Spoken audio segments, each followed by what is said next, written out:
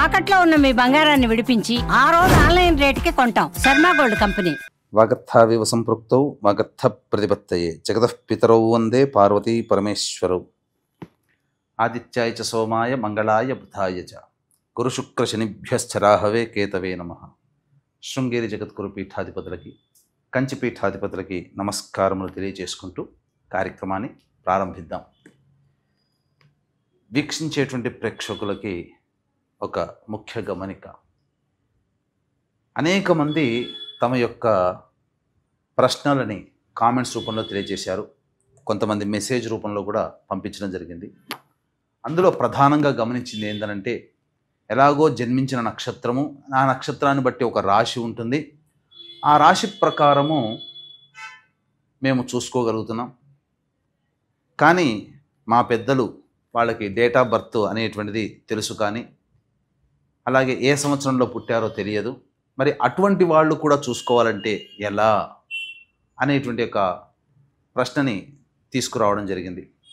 కాబట్టి వీళ్ళందరినీ కూడా దృష్టిలో పెట్టుకొని ఇప్పుడు ఏ నక్షత్రము ఏ రాశి వాళ్ళైతే జన్మిస్తారో ఆ రాశి మరియు ఒక మంత్లో ఒక డేట్ నుంచి ఇంకొక డేట్ మధ్యలో పుట్టినటువంటి వాళ్ళు ఒక రాశికి చెందిన వాళ్ళుగా మనకు తెలియచేయడం జరుగుతుంది శాస్త్ర ప్రకారము. కాబట్టి ఈ యొక్క గణాంకాలని దృష్టిలో పెట్టుకొని మనం వినూత్నంగా రాశితో పాటుగా ఒక నెలలో పుట్టినటువంటి వాళ్ళకి, అనగా ఉదాహరణకి ఉజ్జాయింపుగా ఏ రాశికి చెందుతారో ఆ రాశి వాళ్ళని మనం క్రోడీకరించుకొని ఈ యొక్క నూతన విధానంగా మనం తెలియచేయడం జరుగుతుంది. ఒకవేళ రాశికి సంబంధం లేకపోయినా మీరు జన్మించిన జన్మ తేదీ మరియు జన్మ నెల ఏదైతే ఉంటుందో జన్మ మాసమును బట్టి మీరు ఒక రాశికి చెందుతారు. ఆ రాశిది ఆ ఫలితాలు కూడా మీకు కూడా ఉపయోగంగా ఉంటాయని చెప్పి తెలియచేయవచ్చు.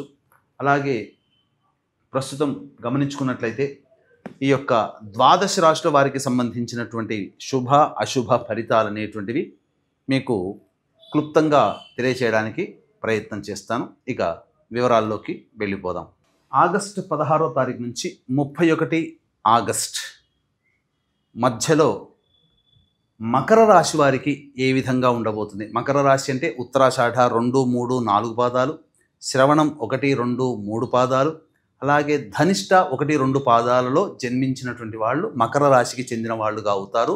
అలాగే డేట్స్ ప్రకారం చూసుకుంటే జనవరి 20 నుంచి ఫిబ్రవరి 16వ తారీఖు మధ్యలో పుట్టినటువంటి వాళ్ళు ఈ యొక్క మకర రాశిలోకి జన్మించిన వాళ్ళు అవుతారు. కాబట్టి నక్షత్ర ప్రకారం మకర నక్షత్రము, రాశి ప్రకారం మకర రాశి, జనవరి 20 నుంచి ఫిబ్రవరి 16 మధ్యలో పుట్టినటువంటి వాళ్ళు కూడా మకర రాశికి చెందిన వాళ్ళు అవుతారు. కాబట్టి ఎలా ఉండబోతున్న విషయం గురించి తెలుసుకుందాం క్లుప్తంగా. గురుగ్రహ సంచార ప్రభావము ఈ యొక్క మకర రాశి వారికి అనుకూలంగా లేని కారణం చేత ఖర్చులు అధికంగా ఉంటాయి, అందులో ఏమాత్రం సందేహం లేదు. ఇక గమనించుకున్నట్లయితే అన్ని అవకాశాలు వచ్చినట్టే వచ్చి వెనక్కి వెళ్ళిపోతూ ఉంటుంటాయి. శుక్రుని యొక్క సంచారం కూడా లేని కారణం చేత అనవసరమైనటువంటి వివాదాలు స్త్రీలతో కలుగుతాయి. స్త్రీల మూలకంగా డబ్బులు ఖర్చు అవుతాయి. మీరు ఇచ్చినటువంటి డబ్బులు స్త్రీలు మళ్ళీ తిరిగి చెల్లించలేనటువంటి పరిస్థితి వస్తుంది. ఇలా మీకు అనుకూలంగా ఉండదు.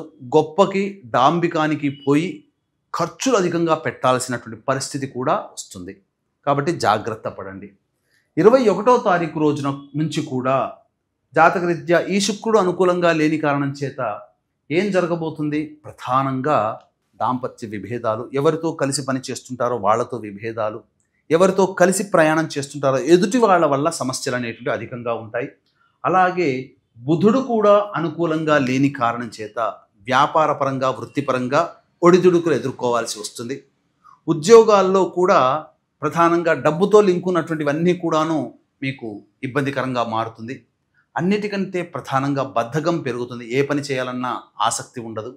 మరియు స్టాక్స్ మార్కెట్లో అనగా లాభాన్ని ఆశించి చేసేటువంటి ప్రతి పని మీకు అవయోగంగా మారుతుంది. కాబట్టి పెట్టుబడులు పెట్టడానికి ఇది మంచి సమయము కాదు.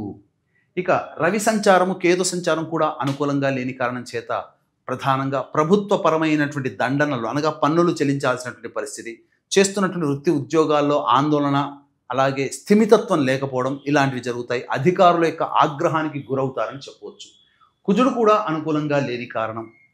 ఈ కారణం చేత న్యాయ సంబంధమైనటువంటి విషయాల్లో మీకు అనుకూలంగా తీర్పులా రాలేకపోవడం కానీ, ఆస్తి పంపకాల విషయంలో మీకు అన్యాయం జరగడం కానీ, లేకపోతే ఏదైనా కానీ కోర్టు సంబంధమైనటువంటి విషయాల్లో మీకు తీర్పు వాయిదా పడడం కానీ జరుగుతుంది.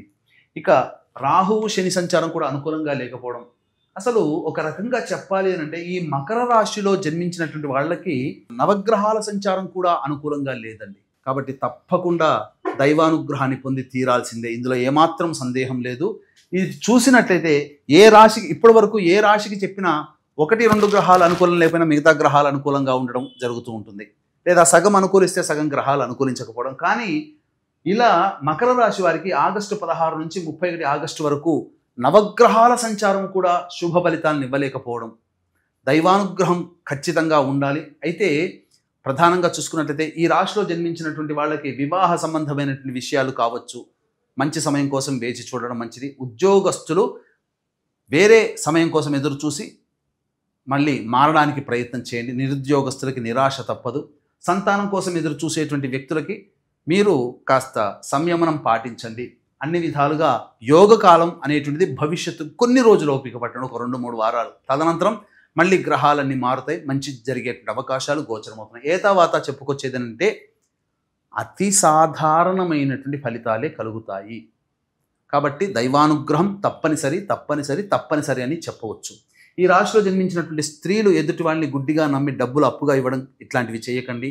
కోల్పోయి అనగా మీకు ఇప్పటి వరకు గౌరవం ఇచ్చినటువంటి వాళ్ళే మిమ్మల్ని దూరం పెడతారు. కాబట్టి సంయమనం పాటించండి.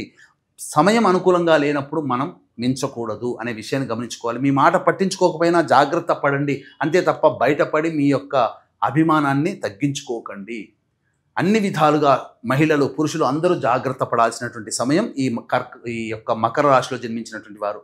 కాబట్టి వీక్షించేటువంటి ప్రేక్షకుల్లో కూడా ఏ పని చేసినా అన్ని ఆటంకాలు ఎదురవుతున్నా, అన్నీ నోటిదాకా వచ్చి వెనక్కి వెళ్ళిపోతున్నా, పెళ్ళిళ్ళు కాకుండా ఉన్నా, సంతానం కలగకుండా ఉన్నా, దాంపత్య విభేదాలు ఉన్నా, అలాగే ఎంత నిజాయితీగా కష్టపడ్డా ఫలితం దక్కకపోయినా, ఎన్ని పూజలు చేసినా నిష్ఫలమైనా, ఇవన్నీ కూడా ఉన్నాయి. అంటే ఏతావాత చెప్పొచ్చేది ఏమంటే ధనవంతులుగా కావాలనే కోరిక కలగానే ఉండిపోయినా, అన్ని విధాలుగా నష్టాలు చవిచూస్తున్నా, జాతకంలో గ్రహదోషాల కంటే పితృదోషమే అధికంగా ఉంటుంది. ఇట్టి పితృదోష నివారణకి గత పుష్కర కాలంగా అనగా 12 సంవత్సరాలుగా నిజాయితీగా చేయిస్తూ వస్తున్నాం. ఈ శ్రావణ మాసం అమావాస్య సందర్భంగా చతుర్దశి అమావాస్య ఆశ్లేష నక్షత్రం కలిసినటువంటి పరిపూర్ణమైనటువంటి మహత్యం కలిగినటువంటి రోజున మన పీఠం ఆధ్వర్యంలో పితృదోష నివారణ కార్యక్రమాలు జరపబడుతున్నాయి. 20వ తారీఖు లోపల మీ గోత్రనామాదులు నమోదు చేసుకోవచ్చు. అలాగే 21న బయలుదేరుతాం. 22వ తారీఖు రోజున జరిపించుకోవడం జరుగుతుంది. 23వ తారీఖు రోజున మళ్ళీ హైదరాబాద్కి వస్తాం. కాబట్టి అవకాశం ఉన్న వాళ్ళు కార్యక్రమం తదనంతరం కాంటాక్ట్ చేసి పూర్తి వివరాలు తెలుసుకోవచ్చు. ఇక రోజువారీ కార్యక్రమాల్లో 16, 17, 18 ఈ తేదీలలో మీకు వాహన ప్రమాదాలు చోటు చేసుకునే అవకాశం ఉంటుంది. వాహనం నడిపేటప్పుడు జాగ్రత్తలు పాటించండి. తల్లిగారి ఆరోగ్యం పట్ల శ్రద్ధ వహించాలి. మీ ఆరోగ్యం పట్ల కూడాను శ్రద్ధ వహించాలి. గృహోపకరణాలు, వాహన మరమ్మతులకి ఎక్కువగా ఖర్చులు చేస్తారని చెప్పవచ్చు. ఇక 19, 20వ తేదీలలో 21, 22 తేదీల్లో కాస్త ఉపశమనం, ధనపరమైన సమస్యలు తీరుతాయి. ఎదుటి వాళ్ళు కొంత సహాయ సహకారాలు అందించే అవకాశం ఉంటుంది. అన్ని విధాలుగా కొంత యోగదాయకంగా ఉంటుందని చెప్పవచ్చు. ఇక 23, 24, 25, 26, 27 తేదీలలో ప్రధానంగా సంతానం మూలకంగా విభేదాలు, సమస్యలు, ఖర్చులు పెరుగుతాయి. మనస్సు ఆందోళనగా ఉంటుంది. అనవసరమైనటువంటి వృధా ఖర్చులు పెరుగుతాయి. ఏ పని యందు కూడాను శ్రద్ధ ఉండదని గమనించాలి. ఇక 28, 29, 30, 31 ఈ 4 రోజుల్లో కొంతవరకు ఉపశమనం లభిస్తుంది. అన్ని విధాలుగా ఆనందదాయకంగా ఉంటుంది. రాని బాకీలు వసూలవుతాయి.